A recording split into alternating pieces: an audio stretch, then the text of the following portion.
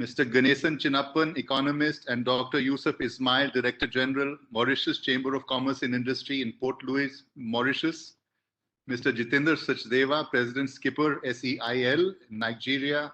Mr. Dheeraj Puri, my co-chair, Northern Region Council, Indian Chamber of Commerce.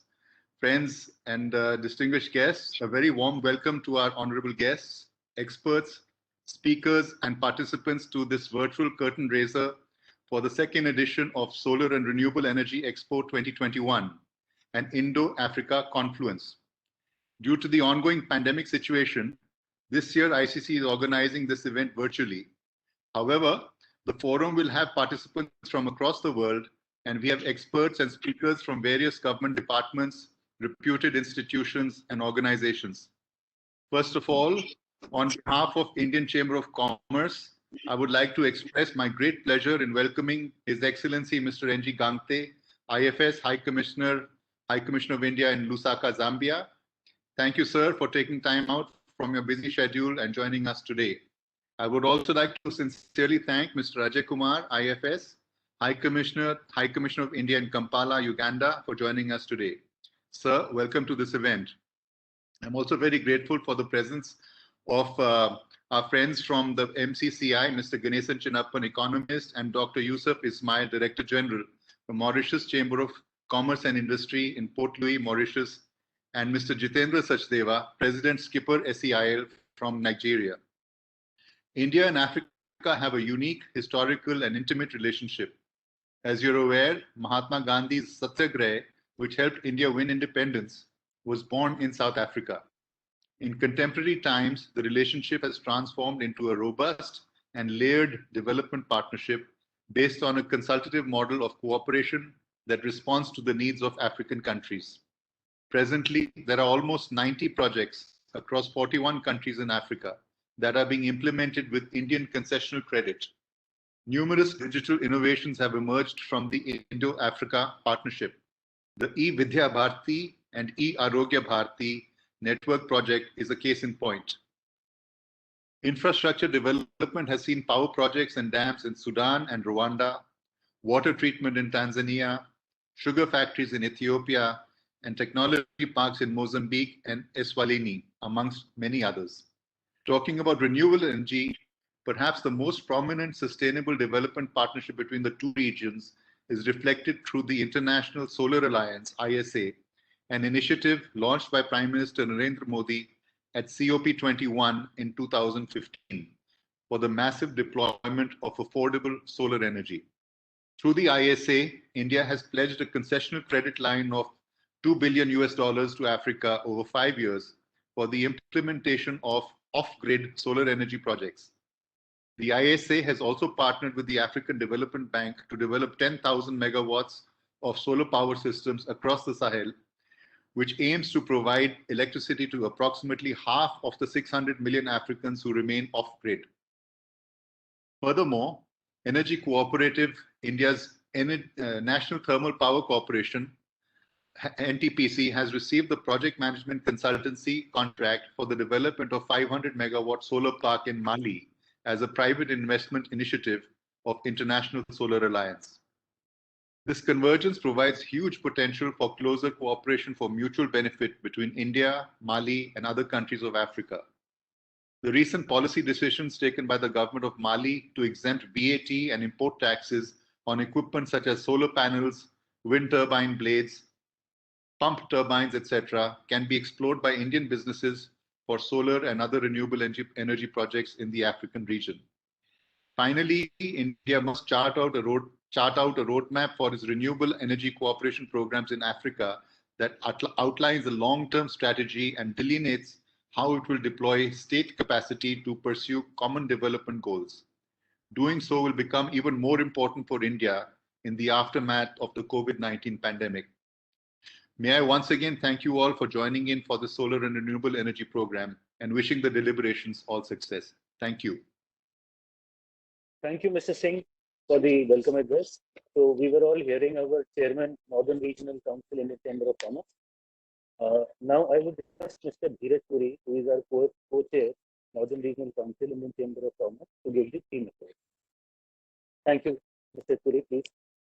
Welcome, honorable guests. Welcome to the virtual curtain raiser for the second edition of the Solar and Renewable Energy Expo 2021, an Indo-African Confluence. Energy plays an important role as a scale of economic and social development and as a basic humanitarian need. Unlike a few decades ago, when the developed countries were the largest consumers of energy, the emerging economies, particularly in Asia, are witnessing increase in their economic growth today, as well as in their energy consumption. At the same time, some of the countries with the largest populations currently without electricity are in Asia and in Africa. Ironically, Africa as a whole has an abundance of natural resources, hydrocarbons, and renewable energy, including hydropower. In fact, almost 30% the global oil and natural gas discoveries made since 2009 to 2014 have been in the sub-Saharan Africa, reflecting the growing global appetite for African resources. At the same time, the African continent has the potential to develop huge amounts of renewable energy.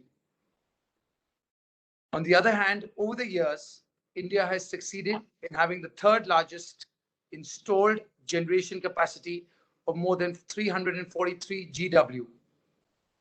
And more importantly, within a short span of time, India has succeeded in ramping up the share of renewable energy in installed power generation capacity to 20%.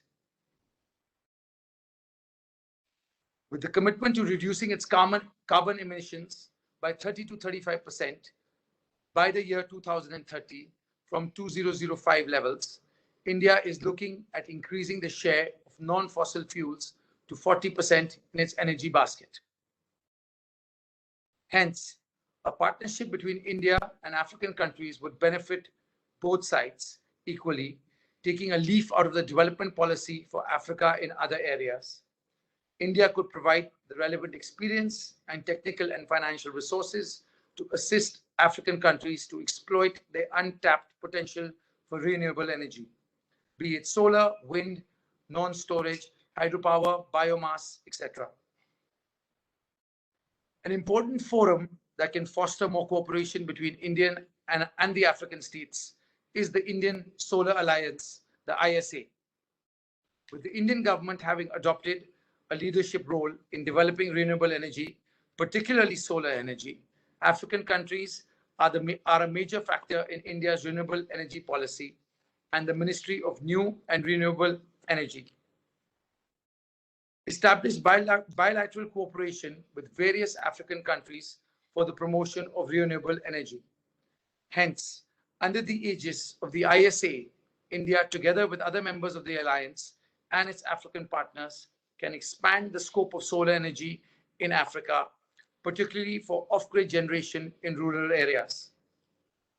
Against this theme, the Indian Chamber of Commerce is organizing the virtual curtain raiser for the second edition of the Solar and Renewable Expo 2021.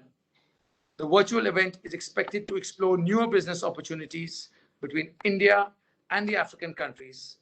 The event will explore a more long-term, sustainable, and mutual beneficial partnership between the two regions. Thank you very much. Thank you, Mr. Puri, for setting up the theme. I would now request Mr. Jitendra Sachdeva, who is the President, Skipper Sale. By the way, Skipper is the biggest Indian investor in Nigeria. Mr. Sachdeva, please, you can take over. Thank you so much, Rahulji. His Excellency, the High Commissioner of India to Zambia, High Commissioner of India to Uganda, the Chairman of the Northern Council, Mr. Inderjit Singh, Mr. Dheeraj Puri, distinguished entrepreneurs, ladies and gentlemen. It's my singular honor to be on this dais, on this virtual second edition of the India-Africa Renewable Energy Forum, which is being done virtually. The Skipper has been for the last 35 years into the sector, in the power sector, and the renewable sector the way it started growing about a decade before, especially in the solar, I'm talking about.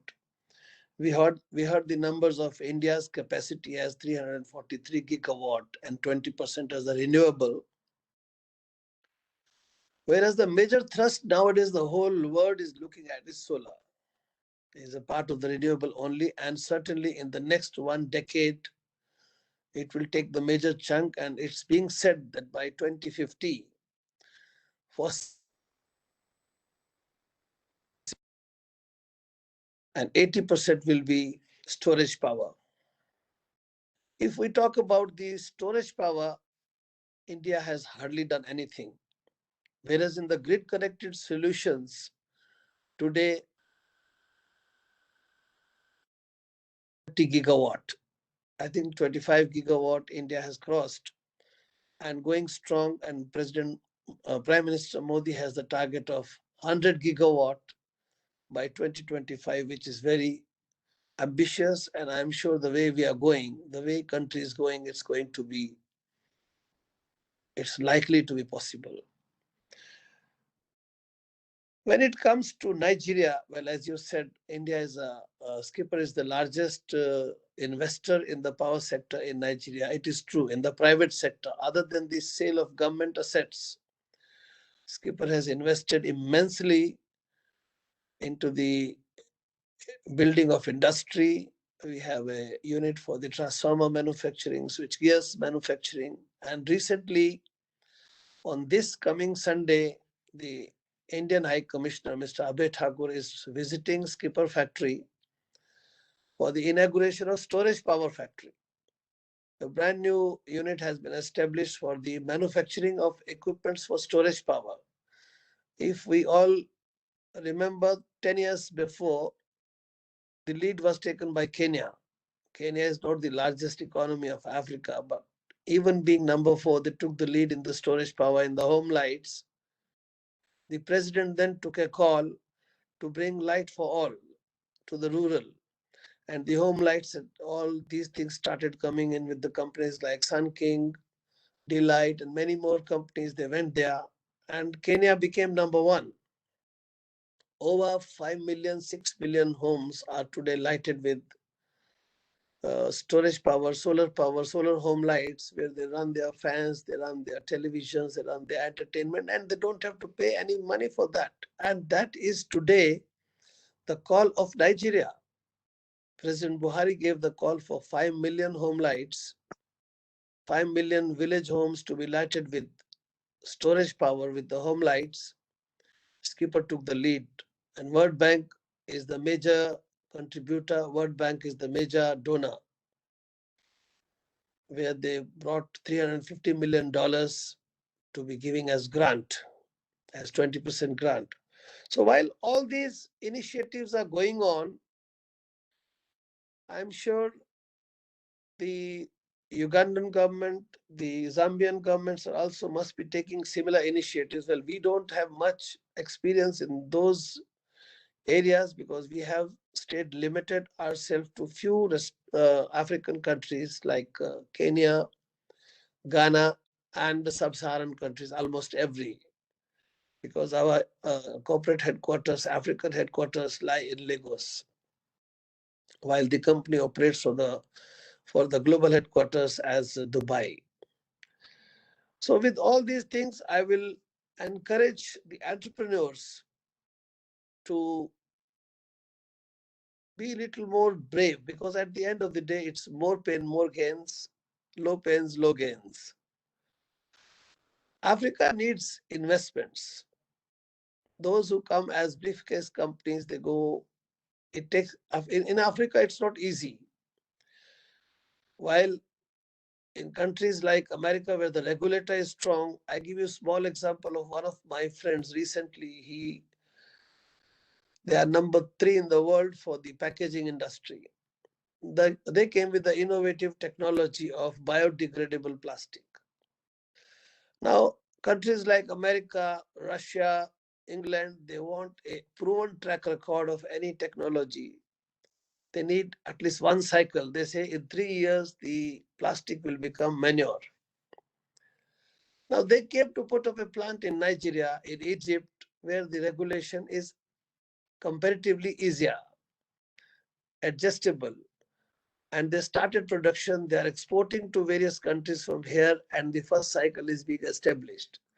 So while we have the support of the governments in adjusting with the things, trying the things, testing the things,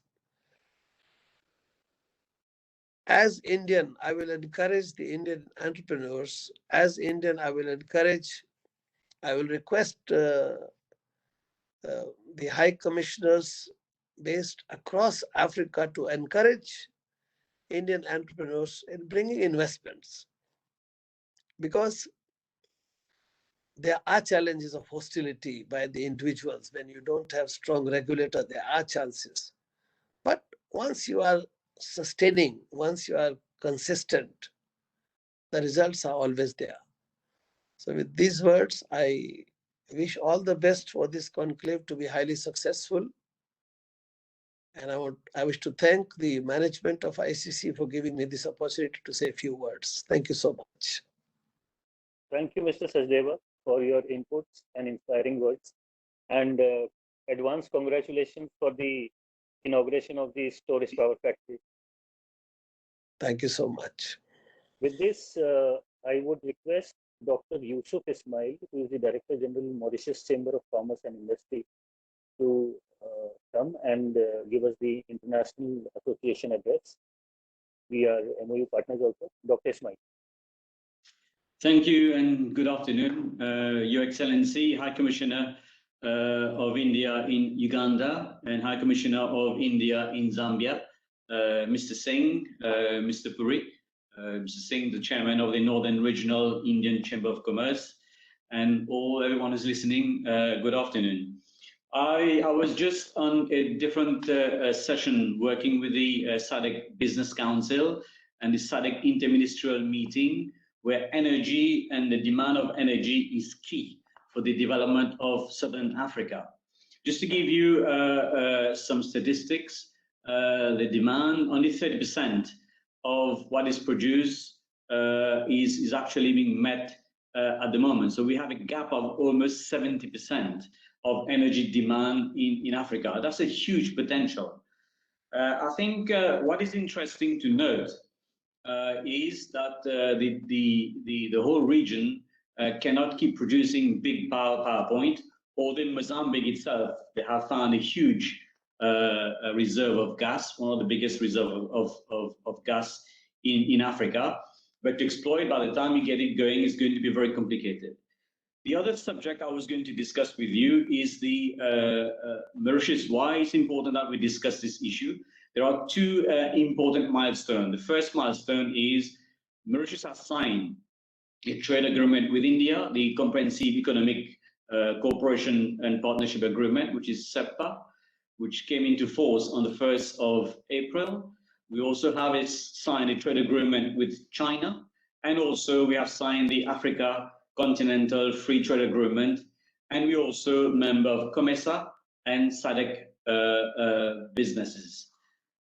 With that, there's a huge opportunity for Indian businesses using Mauritius as a platform to go into Africa. What is also significant is the government of France and the government of India, and Mauritius was the founding member, one of the founding members of the International Solar Alliance.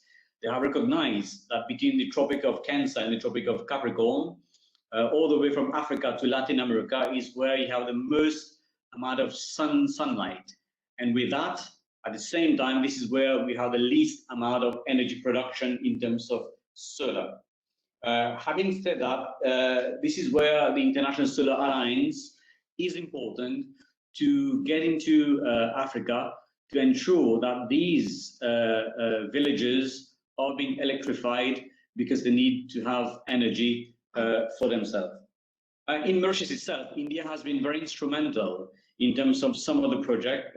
Just to give you some, I think Bharat Heavy Electrical Limited is doing a 10 megawatt project as we speak.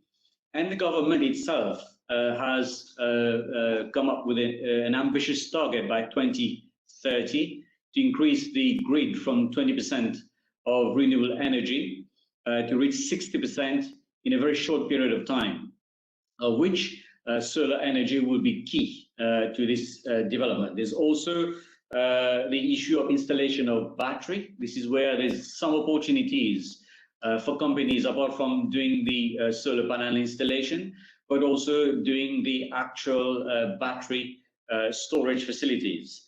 And also in terms of government policy, there has been what we call the solar rooftop project for about 10,000 households. This is where a lot of the African governments is trying to copy Mauritius in terms of asking the household to install their own rooftop solar kit so that they can have their own energy production.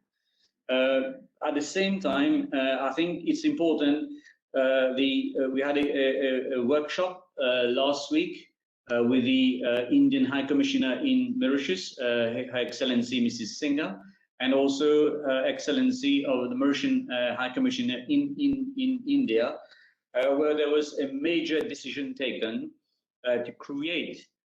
Two major decisions is to create a joint public government committee to look at SEPA. First of all, how do we tap in terms of investment? Because if you look at the cooperative, the agreement that we have with India, apart from trading goods, apart from the trading services, there are also two important components, which is investment and economic cooperation. I think all the Chamber of Commerce we are working with, it's an important avenues to discuss these components of investment, facilitation of investment, but also facilitation of economic cooperation into that particular discussion that we are having. That was a major decision we had with the two excellencies between the two countries. And the other major decision is to create a committee dedicated on solar, on energy, renewable energy, with the Indian government for production of small equipment and parts that can be shifted to COMESA and SADC, because we have a lot of trade preferential agreement with these countries where we can export goods without tax, without there's no duty on many of these products. But at the same time, there is also, if you add in the other trade agreement that we have with Turkey, with the EU, with India, with Africa and China, India investors can build a strong ecosystem where all this equipment can be, some of the equipment can be produced here, some can be produced in the continent of Africa. But at the same time, this is where there are opportunities for us to discuss further. We can't discuss it now. There's another area where I'd like to discuss with you is one of the impediments we had in Mauritius for installation of these solar panel is capacity building. We had a huge ambition to install 10,000 kits on household, but when we look for technicians, when we look for people to do the installation and maintenance, there was hardly anyone.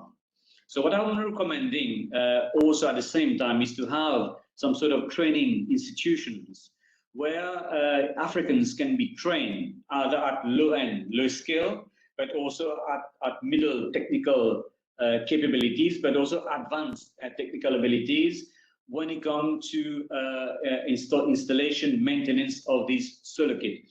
Because there's no need that you go and install this equipment to produce, and there is no capacity building to maintain these equipment. So there are a panoply of areas where we can discuss. But the key takeaways is that Mauritius, well, with SEPA, with all the trade agreement that we have, Mauritius is a good platform to have companies. And I'll welcome Mr. Jitendra to come and set his companies instead of Nigeria, but set his companies in Mauritius to leverage on all these trade agreement that we have with all these countries, but more specifically in terms of SEPA, where investment is key economic cooperation, but also the access of International Solar Alliance is also key, because being a founding member, and India is driving very, very hard to make sure that the countries in Africa and Latin America, benefit from the push from the Indian government in terms of this solar international solar agency. And climate change, as you know, is an issue. Small countries are facing huge difficulties. Cutting down carbon is key. And all this fits well with the discussion that we are having. So we welcome further discussion with you. I know we haven't met, but we are in discussion with ICC and other Chamber of Commerce in India. But I think we need to take this discussion further. I have said, thank you, team. Thanks, Dr. Ismail, for for sharing your ideas on the development of trade, investments, and all. In fact, to mention here, ICC in 2019 April itself had taken a trade delegation to Mauritius. In fact, Mauritius Chamber of Commerce was involved in it, and the Economic Development Board also was there. So talks are on, and certain investments have taken place also. So we would be following it up again. So with this, thanks, Dr. Ismail, for your input and ideas. I would now request the High Commissioner of India at Uganda, His Excellency Mr. Ajay Kumar, to please give the special guest address. Mr. Ajay Kumar, Your Excellency. Your voice, your speaker is on mute. Oh, I have unmute. Am I audible now? Yeah. Yes, yeah. yes. Please, yeah. Thank you very much, Rahul and Mr. Indradeep,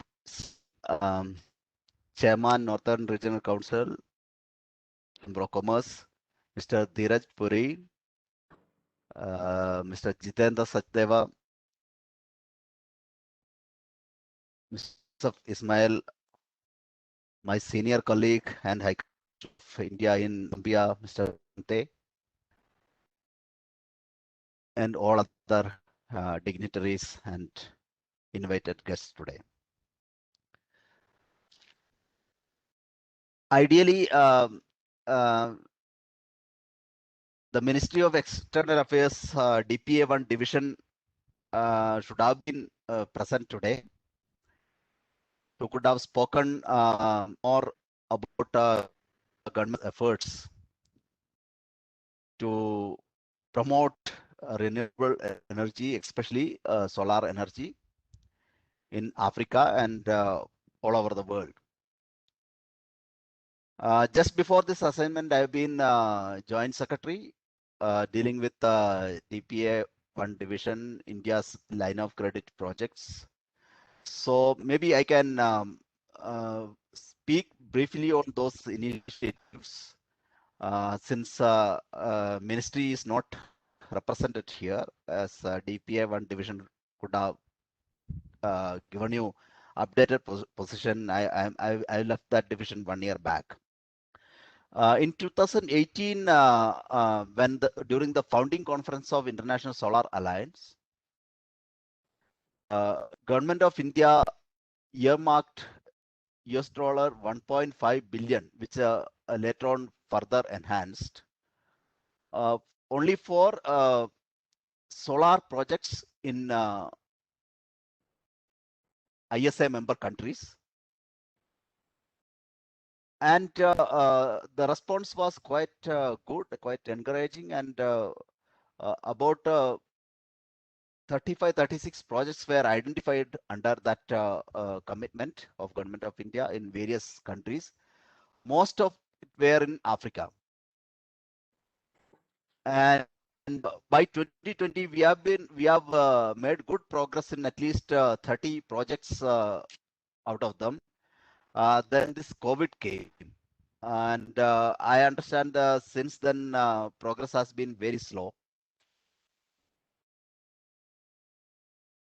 So now we have to see the post-COVID scenario, how this goes.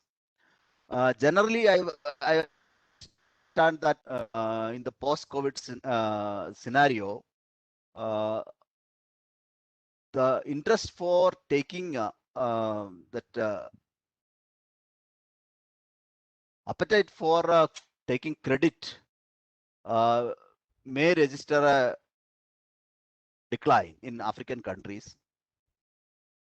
Many countries have already asked for deferment of interest and deferment of repayment of capital and all. So obviously, for intake of new credit, there will be reduced interest, reduced appetite. Coming specific to Uganda, I have seen they are more interested to take to encourage investment from India and elsewhere rather than looking for credits. So two of our lines of credit proposal, not in solar but some other area, are still not generated much interest in Ugandan government. And also this proposal under International Solar Alliance, which I mentioned in the beginning of my speech, that I've seen most of the African countries have taken at least one project, but Uganda has not taken any project from that. So so this trend of lack of or lukewarm interest in taking our lines of credit may now become a more or general pattern in across Africa because of this COVID and COVID induced economic slowdown. So I Mr. Jitendra Satdeva was that Africa is looking for investment. And coming to Indian side, I've seen companies are looking for EPC mode, where government of India or someone will finance and they will come and execute the project and leave. Model has some limitation in Africa because two reasons. Firstly, they don't want to. Most of these African countries have taken credit from many countries, including China, India, and European partners, and many other places, World Bank. So I think their debt to GDP ratio is quite high, and they may not be keen to go for further credit. Secondly, this EPC mode where somebody come and build and go has also got a difficulty in terms of capacity. Many African countries lack capacity to run it further. So we have seen that whatever asset created under EPC mode, over a period of time, it is not well managed or not well taken care of. For these two reasons, I think our companies, Indian companies, Skipper is a good model.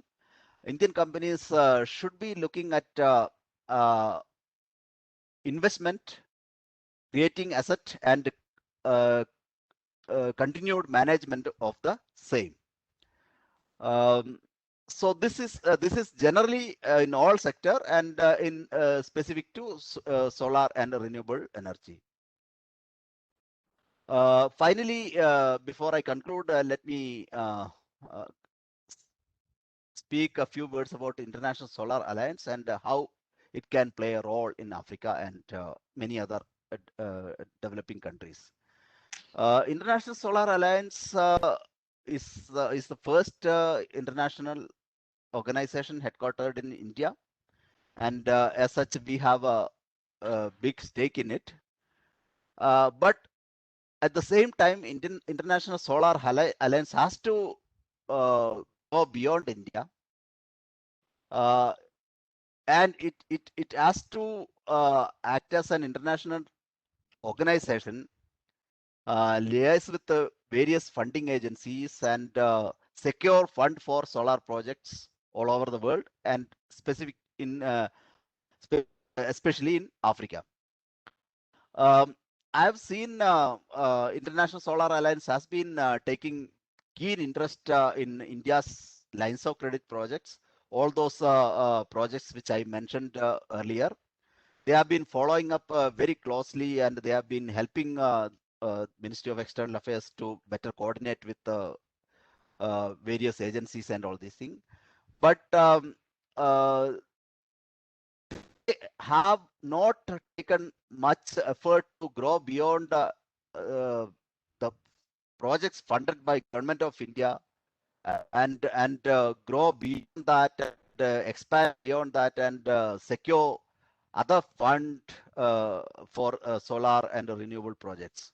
So if this can be done, and if International Solar Alliance can be the fulcrum of solar energy development in Africa, where they secure fund from European Union and all Western funding agencies, whatever it may be, and they they synergize with the Indian expertise, and they do the projects in Africa. This can be a game changer. So they have to act as a fulcrum between the funding agencies from the West and Indian expertise and African governments. So this could be a role which International Solar Alliance has to perform to promote solar energy in Africa. Depending only on credit of lines credit project of Government of India will not or may not help us to reach that or that accelerated progress or securing renewable energy may not be achieved by only on depending on Government of India's lines of credit projects. So working all of us working together, the high commissions, embassies, Government of India, Ministry of External Affairs, DPA1 division, International Solar Alliance, and of course investors and chambers of various chambers of commerce, all of us working together, we can see a similar kind of transformation which we Government of India have been able to bring in India in terms of renewable energy. We would be able to replicate it if all of us work together in a mission mode in Africa. But it has to be like a credit plus investment mode, depending only on credit or that African countries borrowing from all available places and doing project won't be a viable model. So this I would request Indian investors and chambers of commerce to this point to drive this point home with our investors. If they are willing to invest and if they are willing to take risks, Africa offers a huge opportunity for them. As Mr. Jitendra said, if they are ready to take risk, there is plenty of opportunity in Africa, including Uganda. And anyone would like having interest to look at Uganda as a destination, or I have also one more country under my accreditation, that is Burundi. So anyone interested in these two countries, I'll be very willing to render all the assistance possible, coordinating with the government and other agencies on this side. I thank Chamber of Commerce for giving me this opportunity and organizing this very meaningful conference, so that experts, all these experts, could come and share their experience. And I hope this will take us forward to attract more investment, and especially in the solar energy sector in Africa. Thank you very much. Thank you, Your Excellency, for the enlightening facts and policy insights related to the solar investments in Uganda. Also, the possible role of the International Solar Alliance in the role of development in Africa. Thank you so much, Your Excellency. Now we would request His Excellency Mr. N.G. Gangte, who is the High Commissioner of India at Zambia, to please deliver the chief guest address.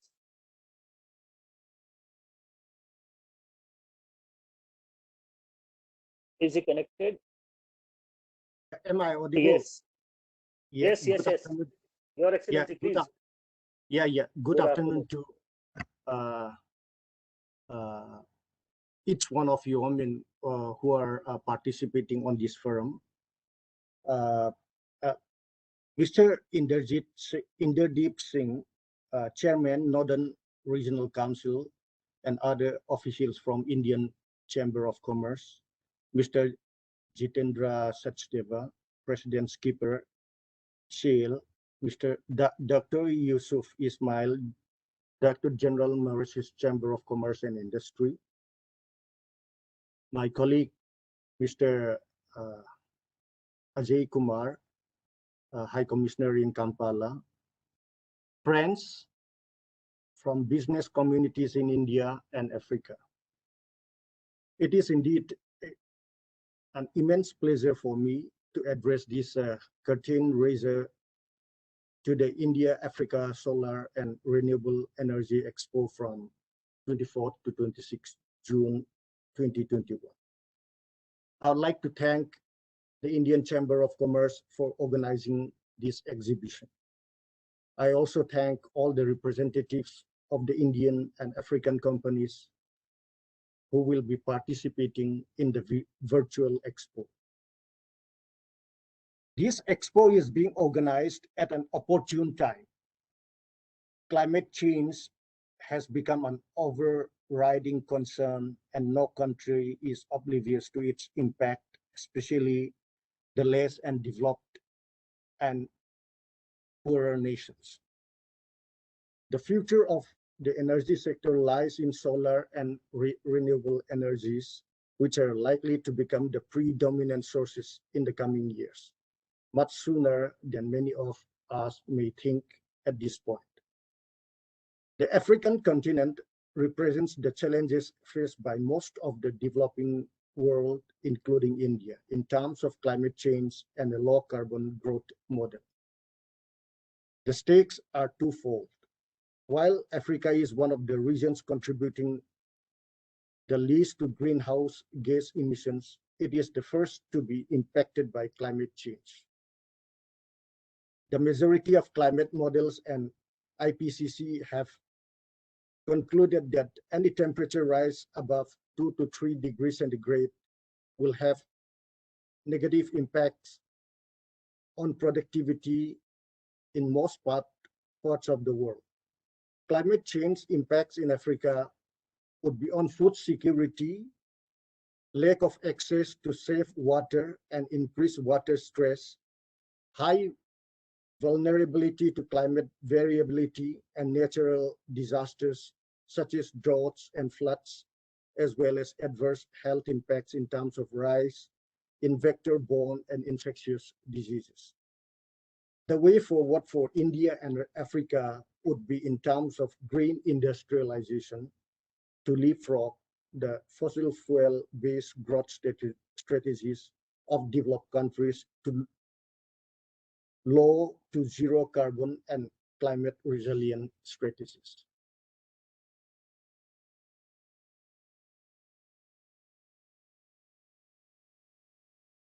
African Union's agenda of 2063 targets a 50% increase in electricity generation, 50% in distribution, and 70% of Africans having access to electricity by 2023. An average of 56% of the continent's population has no access to reliable energy supply. 633 million people lack access to electricity, and 792 million people relied on traditional biomass as their primary energy source for cooking. The challenge of access to energy is thus enormous. By investing massively in renewable energy production, Africa, which has all the natural resources from minerals to sunshine, has the capacity to change the developmental paradigm of past and meet its sustainable development goals. In recognition of the importance of the renewable energy sector, the government of India set an ambitious target of installing 175 gigawatt of renewable energy capacity by the year 2022, which includes 100 gigawatt from solar and 60 gigawatt from wind power, with India becoming the fifth largest renewable market with an installed capacity of 94.5 gigawatt.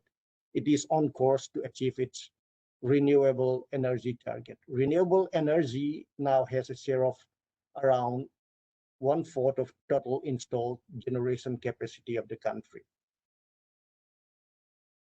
Further, to enhance global collaboration in the field of solar energy, India, along with France, spearheaded the establishment of the International Solar Alliance at the 2015 Paris Climate Change Conference. Most countries of Africa are members of the ISA. Since its inception, it has, through its programs and activities, taken steps towards promoting solar technologies, innovation, R&D, and capacity building in its member states. In order that solar energy becomes viable and can be mainstreamed, it has focused on reducing the cost of finance for increased investments in solar energy by promoting innovative financial mechanisms and mobilizing finance from international financial institutions. In the last couple of years, ISA has sent expert missions to many African countries, including Niger, Benin, Togo, Mali, DRC, Senegal, etc. For the benefit of our colleagues from India who may not be familiar, I will mention briefly about Zambia. With a population of about 17.9 million, the country is geographically strategically located in the heart of Southern Africa, sharing borders with 8 countries. It is a landlocked but land-linked country. Zambia is the second largest copper producer in Africa. Mining, agriculture, and tourism are the largest sectors of the economy. On the energy scenario in Zambia, the installed electricity generation capacity in Zambia is about 3,000 megawatt. The national access to electricity averages at 31%, with 67% of the urban and only 4% of the rural population having access to power. These figures indicate the potential and wide gap required to be filled by government and industry. With the country being blessed with 40% of the river systems of Southern Africa, it is hardly surprising that 4/5 of its energy requirements are met from hydropower. However, with climate change and unpredictability of rainfall patterns, reliable power generation from hydropower has been compromised, forcing the country to undertake various initiatives aimed at mitigating the impact of climate change through diversification of electricity source and promotion of climate-smart agriculture practices. It is here that solar power assumes significance. Like many other countries in Africa, Zambia has an average solar irradiation of 5.5 kilowatt hour per meter square per day, with approximately 3,000 sunshine hours annually, providing good potential for photovoltaic and solar thermal applications, including electricity generations, solar home systems, solar water pumping, and solar water heating. Wind energy remains untapped in Zambia. This is despite the fact that the average wind speed is 6 meters per second, measured at 80 meters above the ground, making it sufficient for electricity production, water pumping for household use, and irrigation. the level of investment in solar and wind energy so far has been low due to the high cost of capital and inadequate regulatory frameworks. One of the challenges faced by Zambia and indeed entire Africa is the economical transmission and distribution of electricity to remote rural areas inhabited by half the population. Despite good potential for small hydropower and geothermal energy, grid extension remains a challenge. Micro and mini grids can play a viable role in filling this gap and provide electricity to these remote areas, positively transforming the lives of rural populace. It may also be pertinent to highlight the linkage between gender and energy. Especially in rural communities, the women devote most of their productive time collecting firewood to prepare a meal for their family. Solar and renewable energy can play a revolutionary role in the lives of the rural women. Zambia, in its national energy policy, framed its goal as follows: to provide universal access to clean, reliable, and affordable energy at the lowest total economic, financial, social, and environmental cost consistent with the national development goals by 2030. This typifies the energy aspirations of the entire African continent. I'm confident and optimistic that the Indian companies will be able to find enough opportunities to support Africa in this endeavor with their skill, technology, and innovation and affordable cost. Before I end my presentation, I'd like to elaborate and extend invitation to Mr. Jitendra Sachdeva, President Skipper Sale, that the investment and the production that's being carried out in Nigeria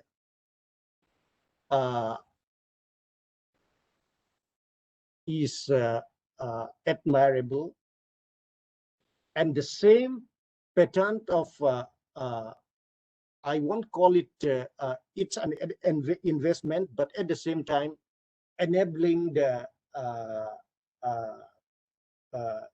government, which in turn this production of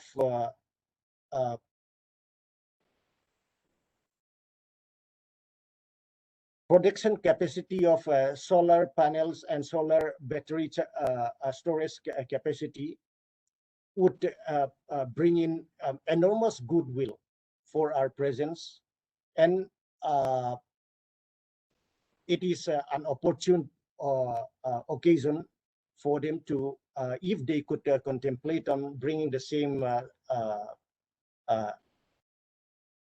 investment here in SADC region as well. It would be highly welcomed.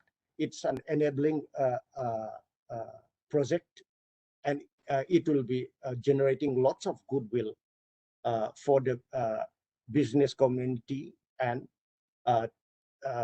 demonstration of our Indian capability, as well as, I mean, for the larger image of our presence in Southern Africa. I'd again like to thank the Indian Chamber of Commerce for this opportunity and wish the exhibition all success. I thank each one of you who are participating in this forum. Thank you. Thank you, Your Excellency, for your kind words, for sharing the opportunities in Zambia in solar and energy sector. It would surely act as a great motivation and as a positive energy for our investors from India, as well as the exhibitors. In fact, Your Excellency, ICC has been making relevant efforts to strengthen India's foothold in the private sector-driven bilateral trade and industry space in various African countries, including South Africa, for the last few years. Among other steps, the Chamber had taken multiple delegations to strengthen India's export to African countries. In each of our delegations, which were primarily aimed to participate in large-scale exhibitions and trade shows, close to around 45 to 50 Indian companies had joined. In many of these delegations, we had additionally met the government representatives also of those countries to advocate the Indian side of the story.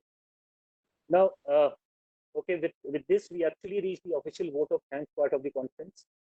So on behalf of ICC, I express my gratitude to all the esteemed delegates, exhibitors who joined in.